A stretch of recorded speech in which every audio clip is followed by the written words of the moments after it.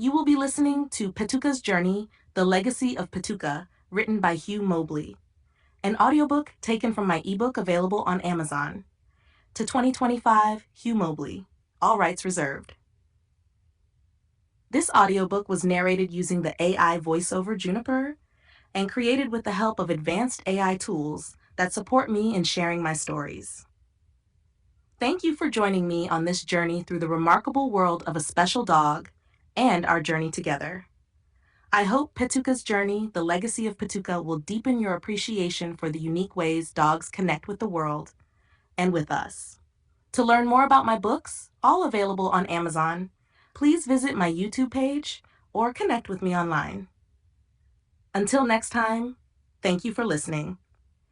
Table of Contents Prologue, Legacy of Petuka, Chapter 1, More Than Just a Dog, Chapter 2, The Day Everything Changed, Chapter 3, The Move, Chapter 4, Western Slope Paradise, Chapter 5, Tragedy in the Grand Valley, Chapter 6, Shadows of the Past, Epilogue, Legacy of Petuka.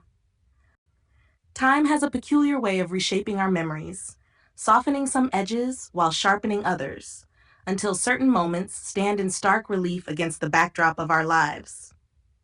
One such memory revolves around a small dog named Petuka, who lived with me half a century ago.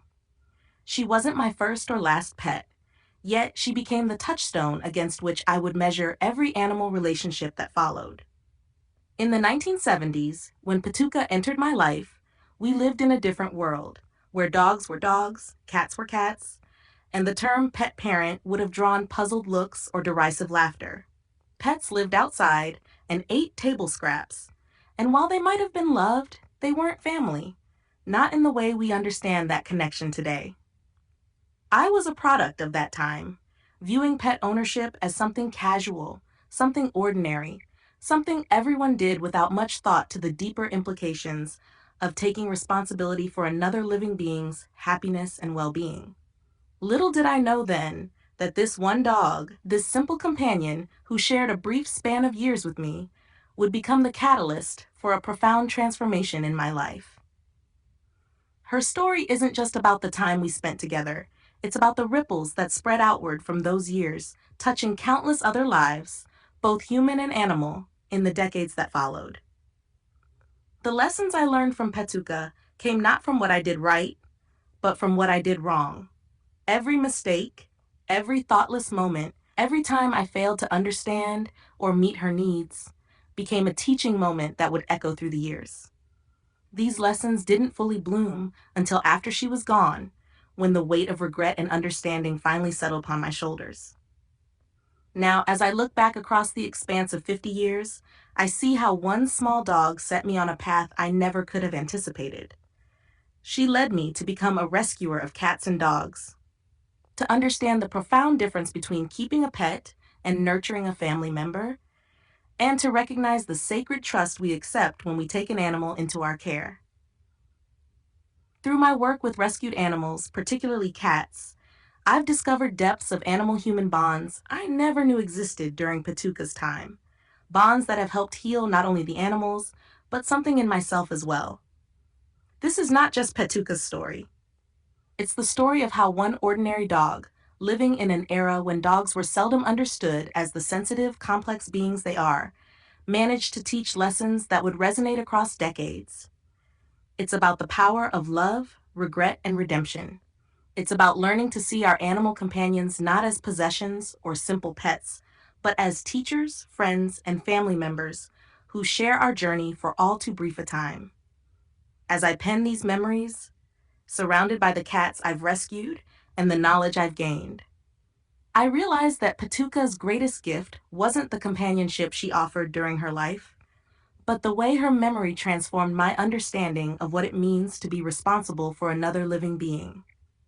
Her legacy lives on in every animal I've helped, every life I've touched, and every lesson I've learned about the true meaning of being a pet parent.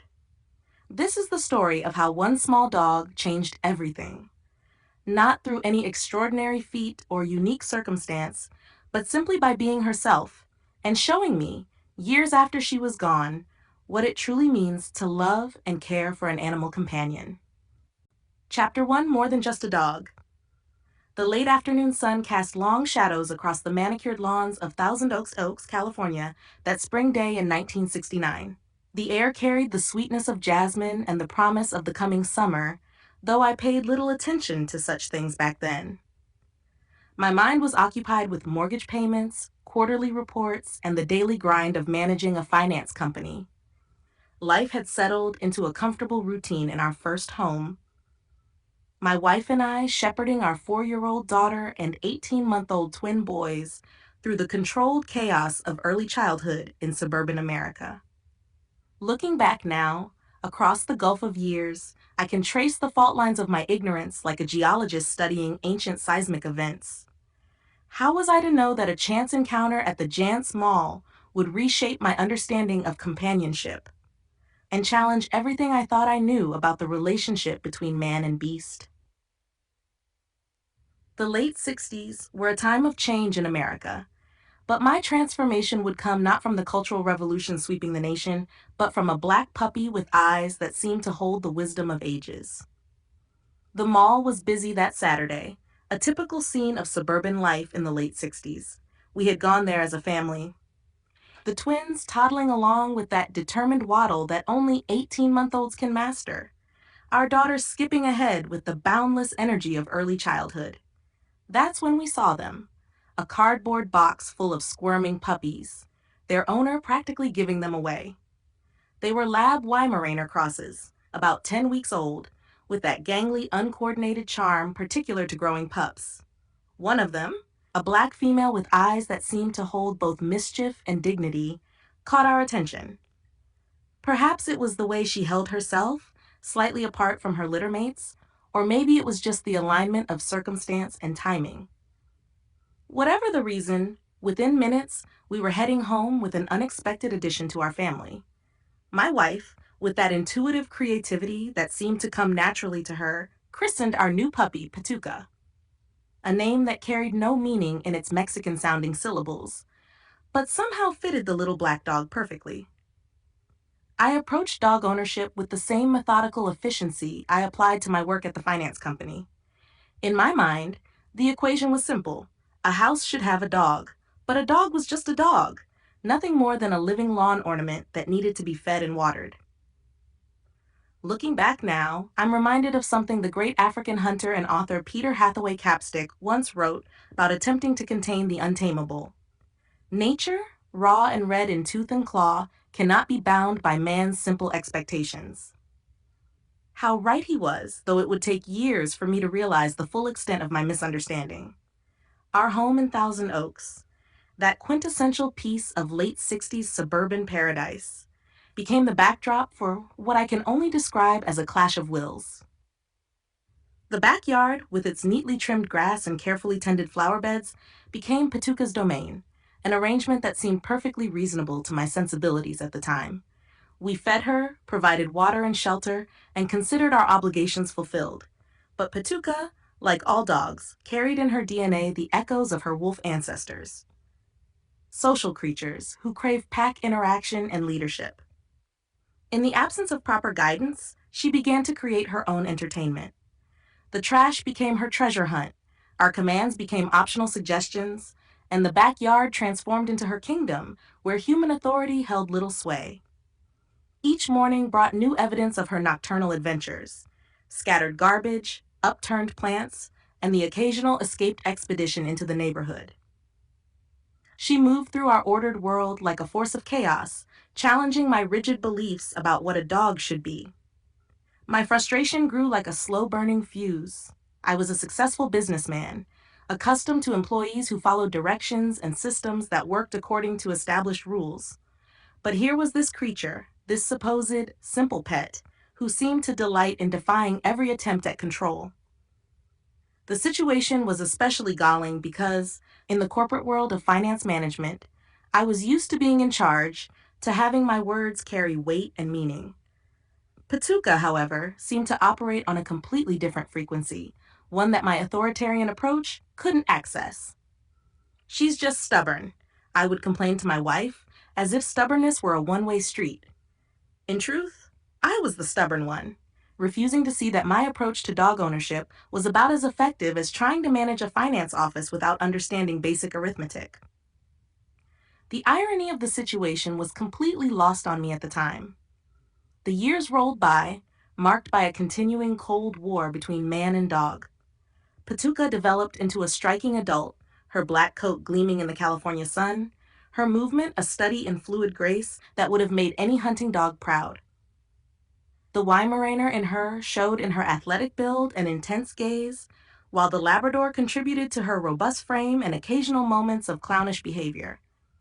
Yet our relationship remained stunted, limited by my rigid expectations and fundamental misunderstanding of her nature. There were moments, brief glimpses of what could have been, when she would look at me with those intelligent eyes, and I would feel something stir, a recognition that perhaps there was more depth there than I had imagined. But my pride and ignorance formed a wall between us, as solid as the fence that kept her in the backyard.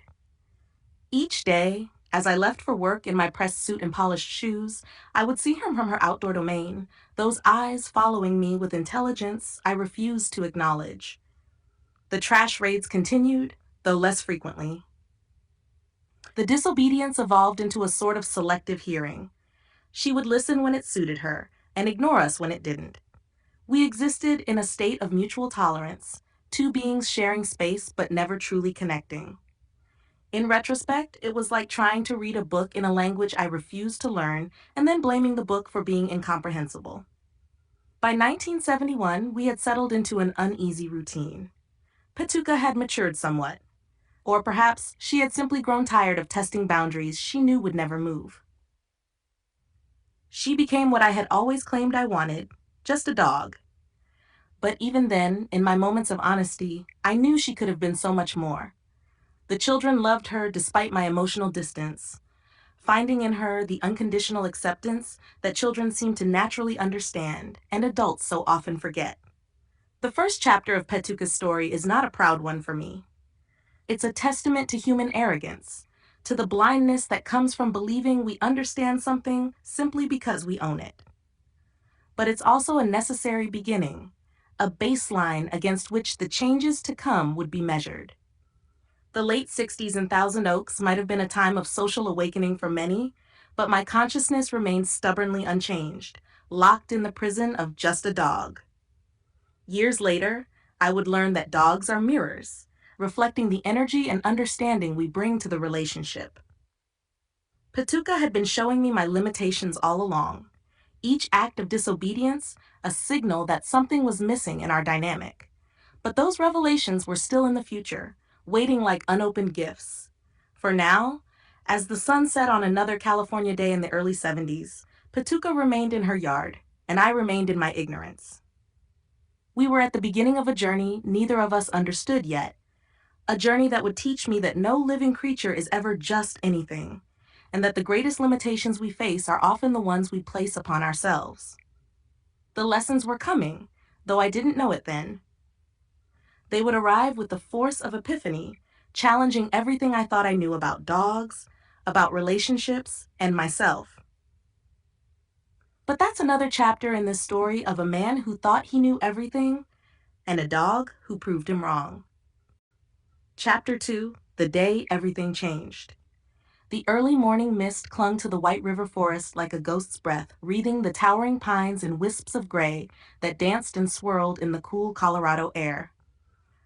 I sat in the cramped confines of my travel trailer, nursing a cup of coffee that sent tendrils of steam rising to mingle with the morning air drifting through the open door.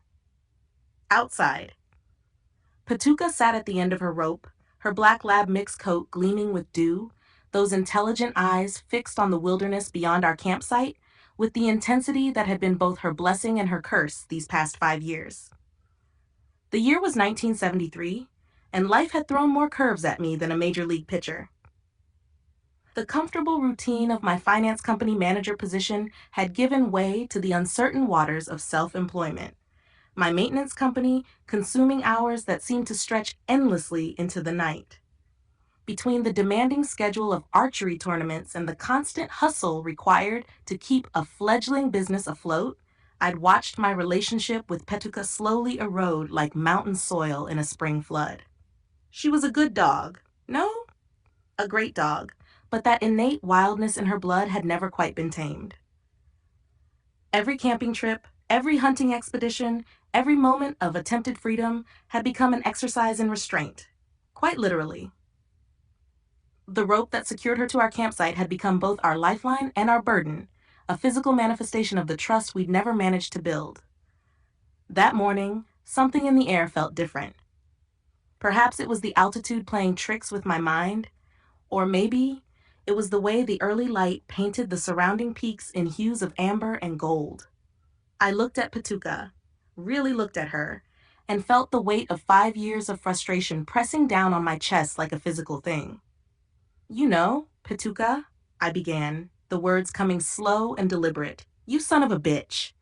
The familiar phrase rolled off my tongue, but this time it carried none of its usual heat. She turned those soulful eyes toward me, and for the first time, I felt like I was truly seeing her, not as a problem to be solved, but as a being trying to navigate the world in her way. The coffee in my cup grew cold as I continued to talk, letting years of pent-up feelings flow out like water from a broken dam. I'm so tired of you not listening to me, always running off at the first chance you get. My voice echoed slightly off the aluminum walls of the trailer, mixing with the morning songs of mountain birds. I'm fed up, so if you want to go, just go. Don't come back. The words hung in the air between us like smoke, and Petuka's ears twitched forward, her head cocking slightly to one side. There was something in her posture, a stillness that I'd never seen before, that made me wonder if perhaps dogs understand far more than we give them credit for. For 30 minutes, I poured out my heart to this creature who had been both my companion and my challenge, speaking to her not as a pet, but as a partner who had somehow lost her way. When I finally fell silent, the morning had fully awakened around us. The mist had burned away, leaving the air crystal clear and sharp with the scent of pine. In that moment of clarity, I did something that, in retrospect, was either incredibly brave or spectacularly foolish. I reached down and unclipped her rope. The tension in the air was palpable as Petuka realized her newfound freedom. She took a few tentative steps away from the trailer, her muscles coiled like springs beneath her glossy coat. My heart hammered against my ribs as I watched her, expecting at any moment to see her black form disappear into the surrounding forest. Another casualty of my inability to connect with this magnificent creature. But something miraculous happened instead. Petuka paused at the edge of our campsite, her nose testing the wind that carried countless wild scents from the surrounding wilderness. Then, to my utter amazement, she turned and trotted back to me, sitting down at my feet with an air of decisive finality that brought an unexpected lump to my throat. In that moment, everything changed.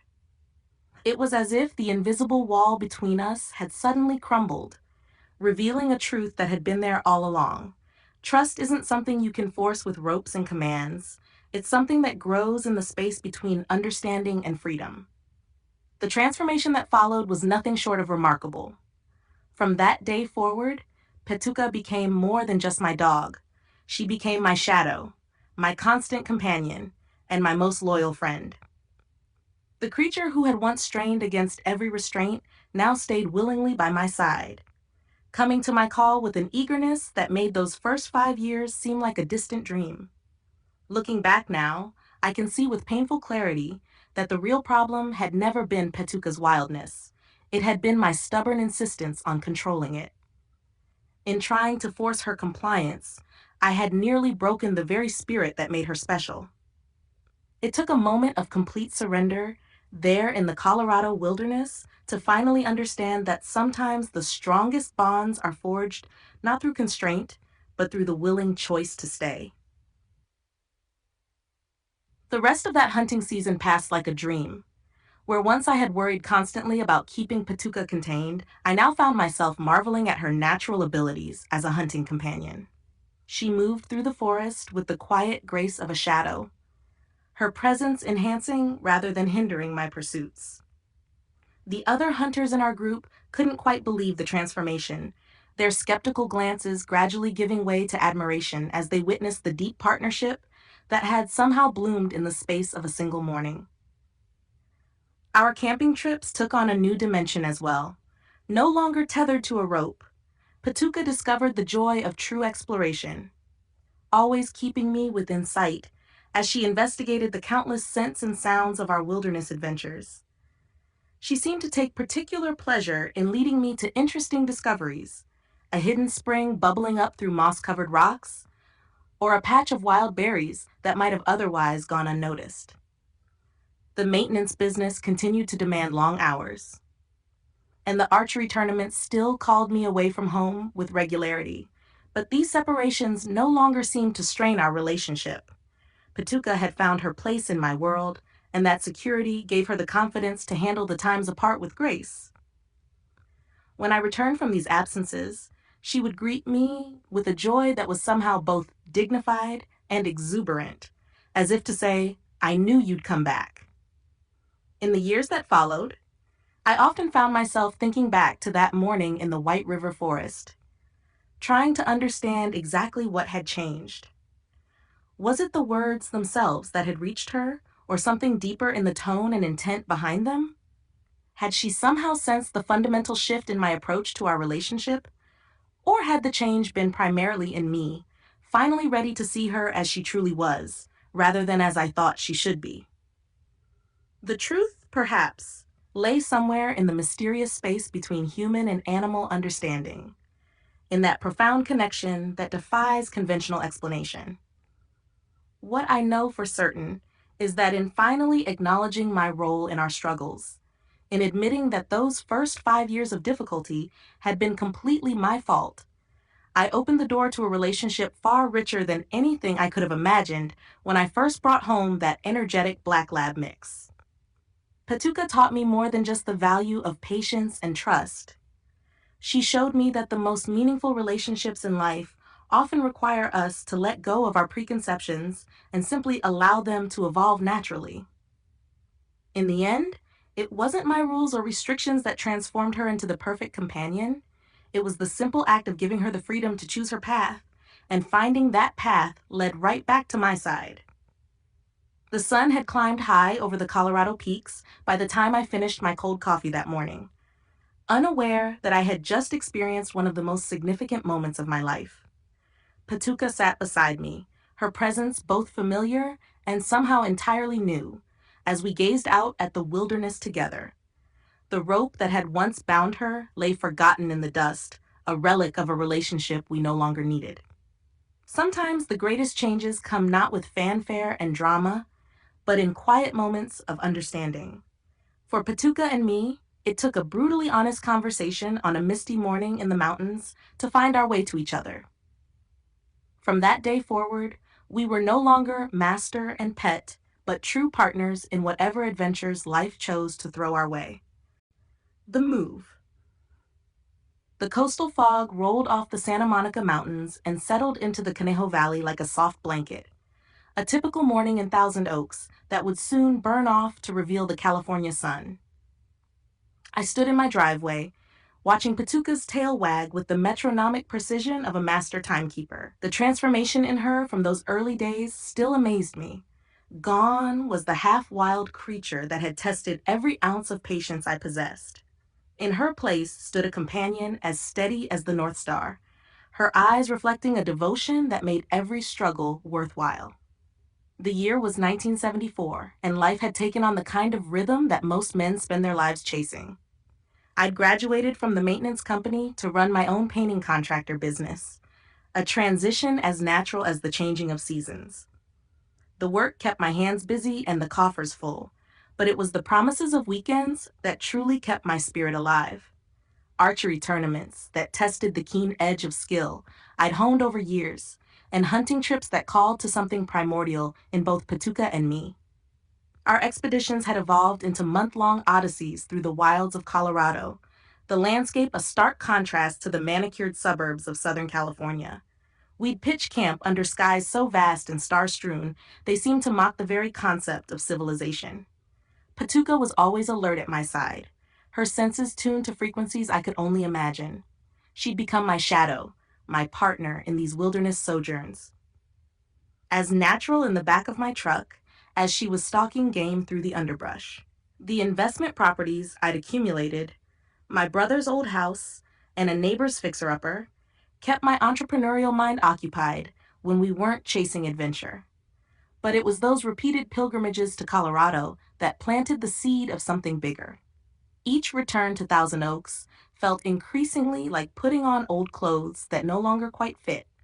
Grand Junction beckoned like a siren's song, its mesas and canyons promising a life where the wild wasn't something you visited, but something you lived.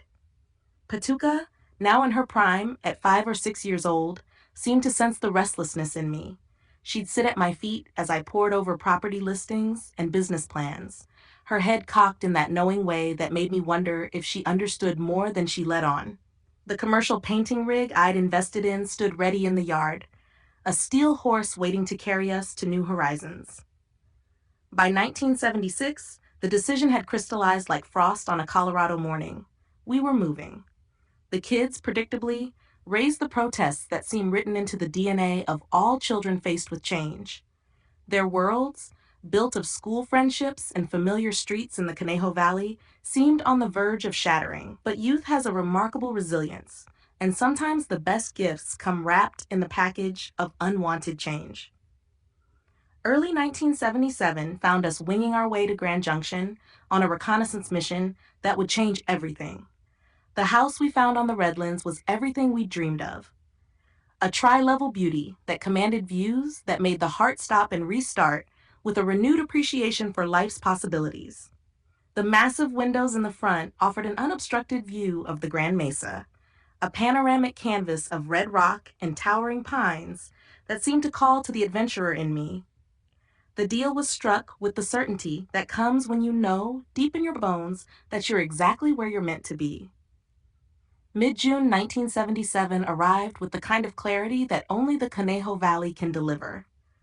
The morning fog had burned away, leaving in its wake sun-dappled streets and neighbors bidding farewell. A close friend who ran a professional moving company had come to lend his expertise, his crew working with the practiced efficiency of a pit crew changing tires. The 24-foot U-Haul stood ready, a mechanical beast waiting to swallow our worldly possessions. The properties in Thousand Oaks had both closed, the transactions completed with the kind of seamless precision that only comes from months of preparation. We had decided to tow my truck behind the U-Haul and drive the family car separately, ensuring we had maximum flexibility once we reached our destination. Petuka, ever the seasoned traveler, took her place with the quiet dignity that had become her hallmark. The drive to Grand Junction was a study in contrasts. The lush, verdant landscapes of California gradually gave way to the rugged, sun-baked mesas of western Colorado. Upon arrival, we found ourselves in a brief limbo, waiting a few days for the previous owners to fully vacate our new home. Those interstitial days were filled with anticipation, the kids exploring the neighborhood, while Petuka and I scouted the expansive yard that would soon be her domain.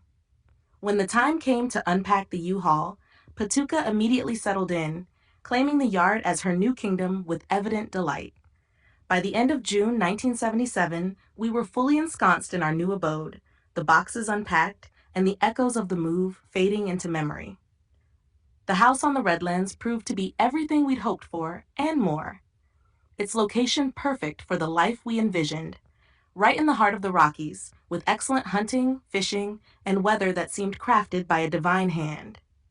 Looking back now, I can see that moment as the threshold between what was and what would be. The painting business that had sustained us in Thousand Oaks was about to be reborn in this new territory, ready to take on the challenges and opportunities that Grand Junction had to offer. But more than that, we were about to embark on the kind of adventure that most people only dream about. The kind where every day brings discoveries, where the wilderness isn't just a destination, but a way of life. Petuka padded over to sit beside me as I stood in the gathering dusk, her presence as reassuring as a well-worn rifle stock against the shoulder. She'd come so far from the wild creature that had first crossed my path, and now here she was, helping to guide us into our wild adventure. The Colorado air, thin and crisp, carried the scent of sage and possibility on the evening breeze. As the last light faded from the sky and the first stars began to appear over the mesas, I knew with absolute certainty that this was just the beginning. Grand Junction wasn't just our new home. It was the gateway to the kind of life I'd always dreamed of living. We had left the coastal fog of Thousand Oaks behind for the clear mountain air of Colorado, and the greatest chapter of our lives was about to begin. Petuka was at home and happy, and so were we all. Chapter 4: Western Slope Paradise. The western slope of Colorado stretched before us like a sportsman's promised land, its jagged peaks and hidden valleys holding the promise of adventures yet untold. Our move to Grand Junction wasn't merely a change of address. It was the fulfillment of a dream years in the making. While others might have seen the burgeoning business opportunities of this gateway to the Rockies, I saw endless hiking trails, pristine fishing streams, and some of the finest hunting grounds on this side of paradise. The taxidermy workshop I'd planned for years was finally taking shape, a testament to patience and persistence. Like a master sculptor studying his medium, I'd spent countless hours learning the art of preserving nature's magnificent creatures, turning what began as a passionate hobby into what would become an award-winning craft. The timing couldn't have been more perfect. The western slope's abundance of game and the growing community of dedicated hunters provided an endless stream of opportunities to perfect my art. Petuka, now freed from the constraints of leash and rope, took to our new life with unbridled enthusiasm. Her transformation in this mountain paradise was nothing short of miraculous. Each morning, she'd patrol our property with the dignity of a seasoned forest ranger, her keen nose catching the myriad scents that drifted down from the high country. The yard became her kingdom, and she ruled it with a gentle but watchful presence, needing no physical boundaries to keep her close to home. Working for myself meant the freedom to chase adventure whenever the mountains called, which was often. The boys, Petuka, and I seized every opportunity to escape into the wilderness. Some might have called it irresponsible, juggling multiple businesses while disappearing into the backcountry at every opportunity. But to us, these excursions weren't a luxury. They were a necessity, as vital as breathing the crisp mountain air. When the fishing season was in full swing, you'd find us on the crystal clear streams, veering through the landscape like liquid silver.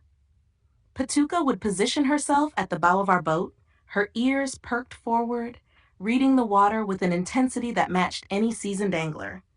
Her excitement was contagious, whether we were casting for rainbow trout in the Gunnison or exploring the hidden pools of the Colorado River. The rhythm of our lives follows the seasons.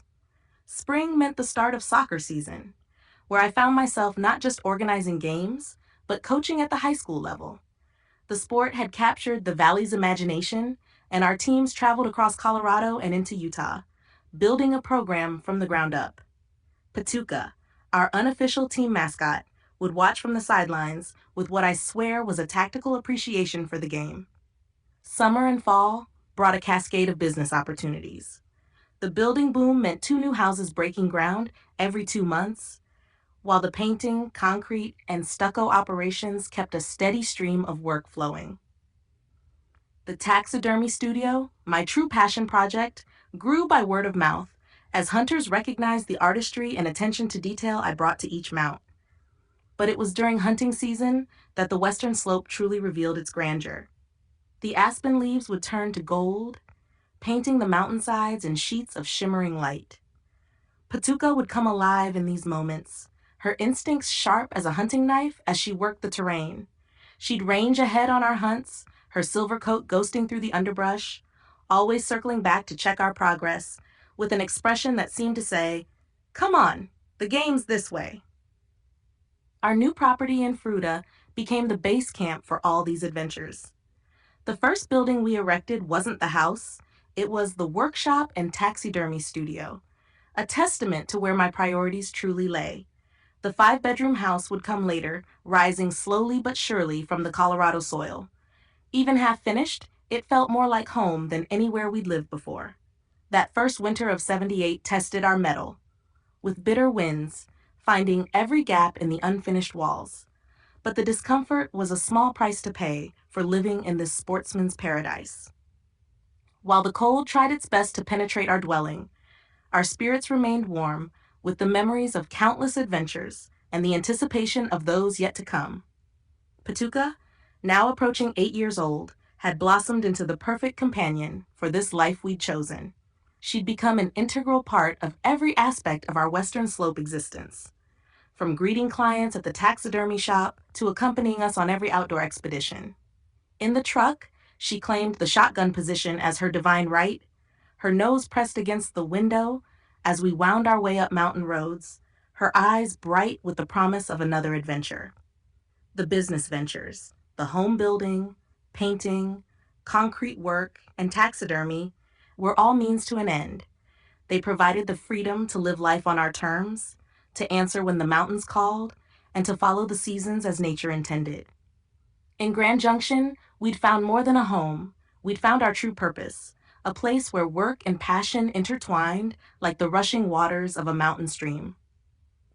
Looking back, I realize now that every business success, every soccer victory, every perfectly mounted trophy was secondary to the real treasure we'd found. A life lived in harmony with the natural world, where every day brought new opportunities for adventure, and where a once fearful dog could transform into the confident, joy-filled creature Petuka had become. The Western Slope had worked its magic on all of us, but perhaps most profoundly on Petuka. Free at last to be the dog she was always meant to be. She embodied the very spirit of these mountains, wild yet gentle, independent yet loyal, and always ready for the next adventure that waited just around the bend. Chapter 5: Tragedy in the Grand Valley. The winter of 1978 cast long shadows across the Grand Valley, bringing with it the kind of bitter winds that slice through flesh and bone like a surgeon's scalpel. But the real chill wasn't in the air. It was in the series of heartbreaks that would unfold like falling dominoes, each one striking harder than the last. The first blow came when my mother, who'd turned her mobile home into a nicotine-stained fortress on my property, was rushed to the hospital in a coma. Years of chain smoking had finally collected their due, leaving my father adrift in a sea of grief and confusion. His compass slowly but surely pointing back to the familiar shores of Thousand Oaks, California. Life, however, maintained its relentless pace. I found myself pinballing between Denver and Utah, shepherding young soccer enthusiasts across state lines like some sort of sporting nomad. But while I was busy chasing leather balls across manicured fields, tragedy was stalking closer to home, circling my beloved Petuka like a vulture sizing up its prey. Petuka had grown into a magnificent creature, her mix giving her the kind of height that made other dogs look like mere pups in comparison. She'd become the queen of our 5 acres, patrolling the property with the dignity of a seasoned sentinel. The irrigation ditch that ran along the front of our land had become part of her daily ritual, a routine that would ultimately prove to be her undoing. My father, bless his heart, had taken on the role of Petuka's caretaker during my absences. We fed her kibble then, a common practice I now recognize as fundamentally flawed, as trying to fuel a Ferrari with cheap gas. After each meal, she'd march down to the irrigation ditch for a long drink, then follow it up with a luxurious roll in the dirt, a behavior shared by horses, though I didn't understand the significance of this comparison at the time. The first attack came without warning. My father found her writhing in distress, her stomach twisted like a cruel piece of modern art. The vet managed to save her that time, but it was just the opening salvo in a war we didn't yet understand we were fighting. Petuka was pushing 10 years old, and while her spirit remained undiminished, her body was becoming increasingly vulnerable to the consequences of our ignorance. The second episode brought with it a more invasive solution. The vet had to surgically anchor her stomach to her diaphragm, like mooring a ship in turbulent waters. Yet still, I remained blind to the simple changes that could have prevented these crises. No more dry kibble, no post-meal drinking and rolling, smaller portions, solutions so obvious now that they haunt me like ghosts of paths not taken. When the third attack came, it struck with the finality of an executioner's axe. The vet's words still echo in my ears, 50 years later. She can't be saved this time. Her age, her size, the previous damage, it's too much. The decision to put her down was made with my head, but it shattered my heart. My absence during her final moments stands as one of my life's greatest regrets, a failure of devotion that no amount of rationalization can excuse. Now, half a century later, every dog that shares my life benefits from the harsh lessons learned through Petuka's suffering. Their meals are carefully prepared, human-grade food, thoughtfully portioned, supplemented with the wisdom of modern veterinary science. No dog of mine runs or rolls after eating, and their drinking is monitored with the attention of a helicopter parent. But these reforms, while beneficial to my current companions, cannot wash away the guilt of failing Petuka. She had come to me as a rebellious spirit, transformed through love and patience into the kind of dog that others merely dream of having. Her intelligence blazed like a beacon, her loyalty was as steady as the North Star, and her instincts were sharper than any humans could hope to be. Yet I failed to match her excellence with my care, failed to see the obvious until it was too late. The irrigation ditch still runs past my property, its waters flowing as steadily as my regret. Sometimes in the quiet of dawn or dusk, I imagine I can see her there, tall, proud, beautiful, and I whisper apologies that can never reach her ears. 50 years have passed, but time hasn't dulled the edge of this particular blade.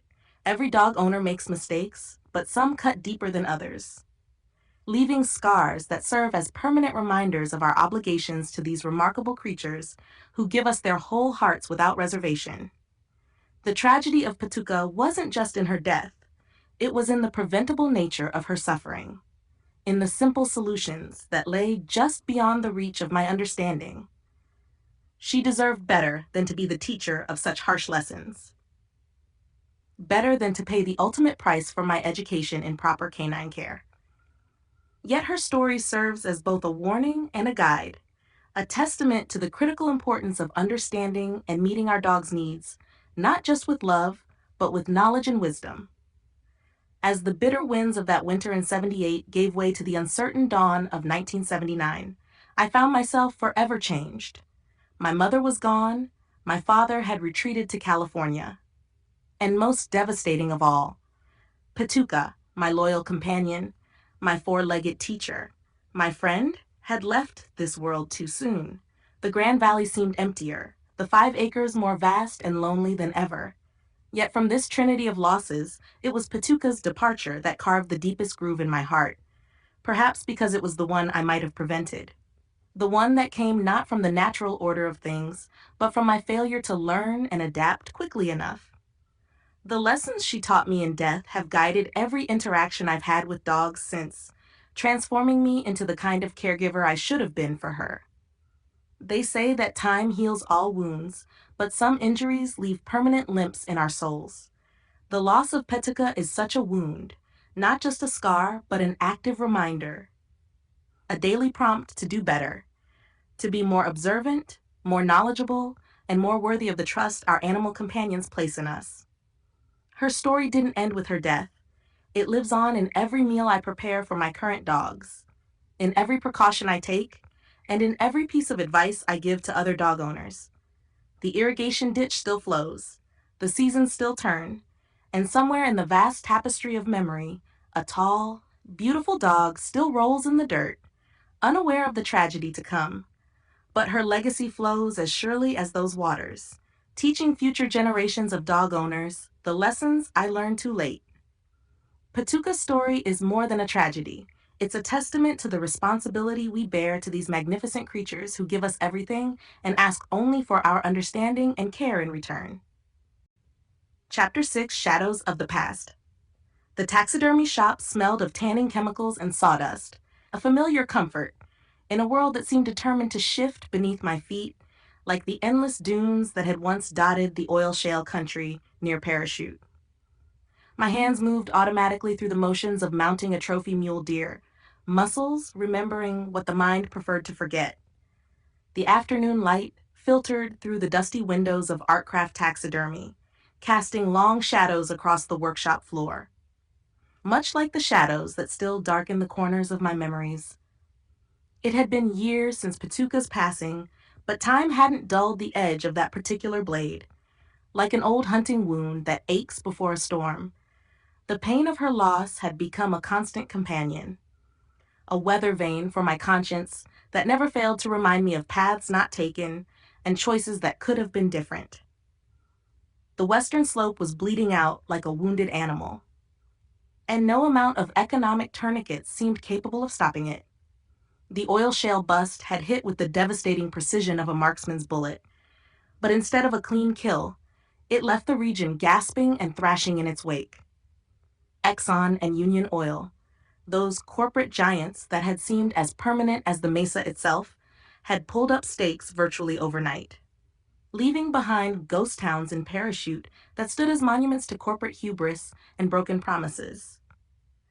The satellite companies that had sprouted across the western slope like spring wildflowers after a wet winter were withering just as fast. These weren't just any businesses. They were the scaffolding that had held up our local economy, and now they were collapsing like a house of cards in a mountain wind. Machine shops, welding operations, supply stores, all of them withering faster than sage in a drought year. The new house in Monument Valley stood as a testament to better times. Its fresh timber and clean lines, a stark contrast to the economic decay spreading through the region. I'd finished it just as the bust hit, like putting the final touches on a trophy mount, only to watch the customer walk away. The timing was as cruel as a winter storm catching a migrating herd. But that's the way of things in the West. Boom and bust, feast and famine, with precious little middle ground.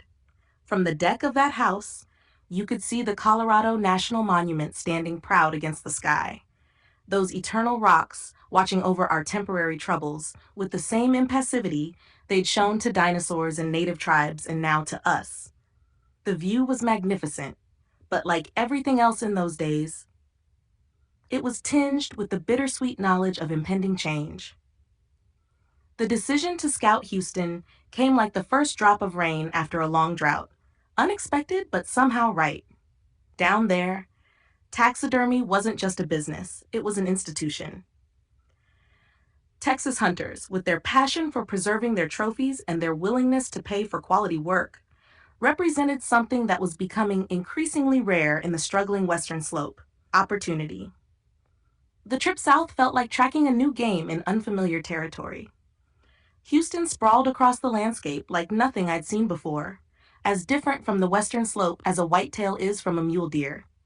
The air was thick enough to drink, and the horizon stayed stubbornly flat, but there was something alive about the place, something that spoke of possibility rather than decline. Finding a buyer for the shop was like finding the right successor for a cherished hunting ground. You needed someone who would respect the territory and maintain its traditions. The man who stepped forward had the right look in his eyes, the determined focus I recognized from my reflection all those years ago. Training him became my final act of creation in that workshop, passing on the techniques and tricks I'd learned through years of practice. Each demonstration was a story told in the language of skilled hands and careful cuts, proper mounting techniques, and the artistry that separates a true taxidermist from someone who simply stuffs animals.